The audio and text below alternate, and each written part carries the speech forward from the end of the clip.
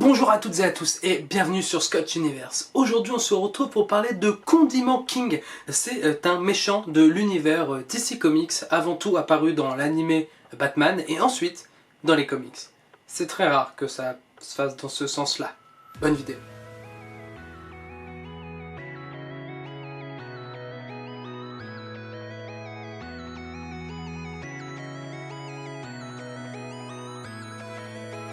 Comme je vous l'ai dit, le personnage de Condiment King est apparu pour la première fois avant les comics dans la série animée Batman. Donc on est bien d'accord que c'est un méchant de l'univers de Batman et donc de son vrai nom, Buddy Stendler. C'est un humoriste populaire qui présentait un show TV et participait en qualité de membre du jury jusqu'à un moment où le Joker apparaît dans cette émission.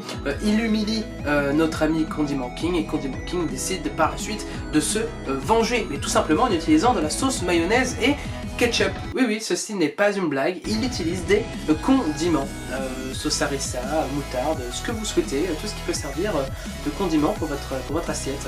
Il va aussi se faire hypnotiser par le chapelier fou et il va aller dans un restaurant asperger tout le monde de mayonnaise, de moutarde et de ketchup. Donc bien évidemment, Batman vient à son secours, j'allais dire presque oui, enfin c'est pas vraiment à son secours, il lui met une grosse patate et terminé. Tout ça c'est dans la série d'animation Batman, que je vous invite à aller regarder d'ailleurs, qui est merveilleuse. Par la suite, notre ami Condiment King n'apparaît dans les comics qu'à partir de 2002 dans Birds of Prey numéro 37.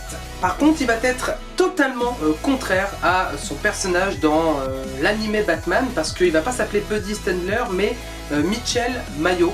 Voilà, et il aura un costume tout noir, amplement noir, qui ensuite va évoluer dans le temps dans les comics par un espèce de bleu un peu foncé. Il va notamment aussi aller à l'asile d'Arkham, dans les comics je parle. Il va essayer de créer un condiment avec Poison Ivy, anaphylactique.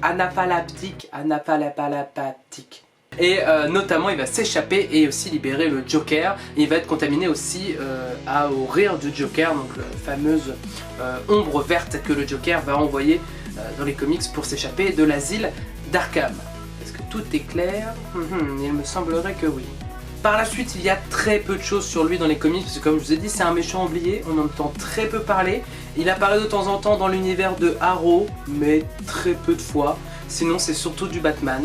Aujourd'hui, dans les comics, j'ai pas lu les récents, mais peut-être qu'il apparaît encore. En tout cas, je suis désolé de ne pas avoir autant d'informations. Petite vidéo très courte. N'hésitez pas, si vous avez des informations, à les mettre dans les commentaires, moi ça me ferait un grand plaisir. Si vous souhaitez d'autres choses, je peux encore plus me renseigner. Voilà, et si vous souhaitez que je fasse une vidéo sur un autre personnage, n'hésitez pas à me le dire. Moi en attendant, je vous fais des bisous, n'hésitez pas à vous abonner, et à bientôt.